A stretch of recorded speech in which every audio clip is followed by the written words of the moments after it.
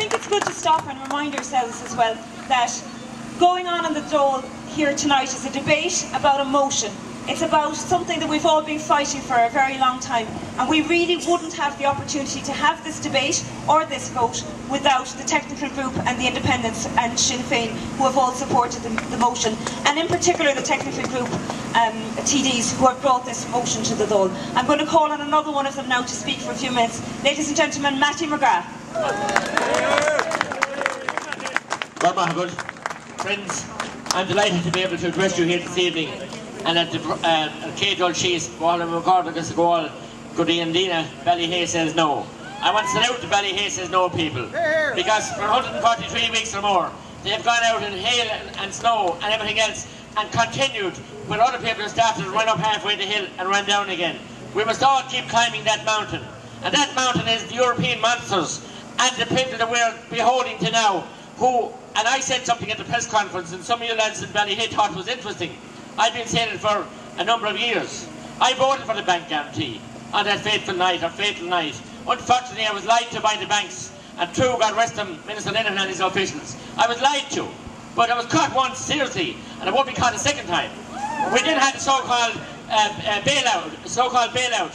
I don't call it a bailout. I call it a clean-out, because that's what it was from day one. A total clean-out of our system. At least the IMF, and I don't have a lot of respect for them, gave us money at some reasonable rate of interest. Our European colleagues, that Taoiseach Kenny and Taoiseach Gilmore and Minister Noonan are beholding to, charged us almost 6%. And I begged Minister Linehan that evening, it was the evening of my late mother's funeral, at 21st of November, about 2 years ago, to come home and leave that deal on the table. I said, there's a Michael Collins being reincarnated here in Ireland tonight. They'd have been home on the next plane after him to beg us to save the euro. That's where we were at. I'm a small businessman. I haven't that much experience in politics, but I was smart enough to know that. But we had nobody out there negotiating for us. We had highly paid officials and a highly paid minister who didn't have a clue about how it was to feel the pain that the Irish people are suffering today. Didn't have a clue about small business, and didn't have a clue how the impact this was going to have for generations to come. And I met him afterwards, just before Christmas, leaving that year. I was going home, and Minister Linehan put out his hand to shake hands to me.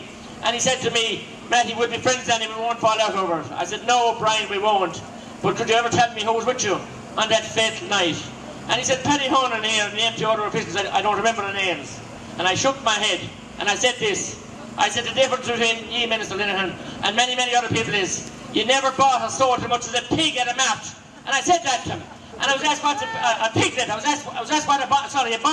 I was asked what a bonnet was. I told him a baby piglet, and I went home to celebrate my Christmas. But what have we since? If we had business people out there, if we had working people out there, if we had people that have to get up every morning and worry about the mortgage, they wouldn't have bought that deal. It was a rotten deal. We're suffering, and it should be torn up.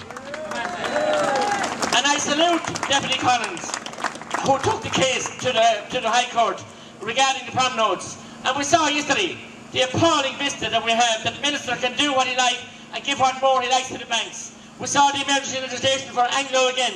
This was rotten from the start, and it's rotten all the time, and will come tumbling down. I don't know when, but very, very soon it'll come tumbling down, because it's built on corrupt foundations, and it can't last, because the system has been built to cover the bankers, to cover the senior ex-politicians, the lack of regulators, the senior officials at the department level, and all the people that were the cosy cartels that went off. One of them has gone to Europe, more and more off retired and big pensions, and it is a dirty, rotten deal, and cast upon the Irish people. They think that we are pure Egypts and we'll accept anything.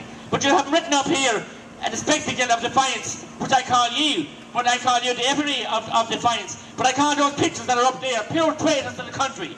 I remember Minister Gilmore calling Taoiseach Cowan, accusing him of treason. He promised to burn the bondholders. What did he do? He wrote fat cream to the backside to make them richer. And he was afraid to burn them. He was told he couldn't, so he left us all down. I don't want to be political. I spent my early days in Fianna Fáil as an honest member. I did my best, but when he sold us out, I couldn't accept it anymore. That's why I'm in part of the technical group, and I'm elected for the time being by the people of Ireland. These people can run, but they can't hide. And Enda Kenny can tell us this morning in the Dáil that he walks down Dublin and meets some homeless people and engages with them and talks to them. That was like the girl he met up at Meath Canvas, and he caught her by the end, brought her into the bank and told the bank manager to look after her. She's still looking into the bank to see, they're still looking after her, but she got no money. so he can make deliberate remarks. He can have all the spin in the one. But the people of Ireland are waiting for him in the long grass, and you are there people that have motivated him to come out and tell them at the local elections next year, European elections. He got it in the referendum where many of us might want to get rid of the Senate, but we weren't going to accept lies and damn lies on the polls from him, and he wouldn't even debate it, his own proposal. That's the kind of a coward that we have representatives in Brussels.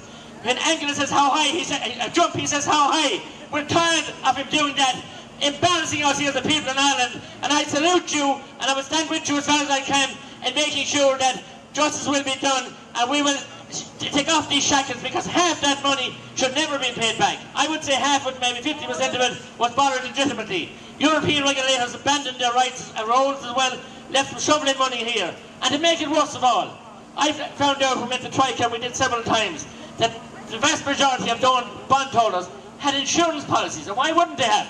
And so the insurance companies are laughing as well. They're laughing, they can't believe their luck, and we're suffering. So more power to you, agus Gonari and Tálim Golir.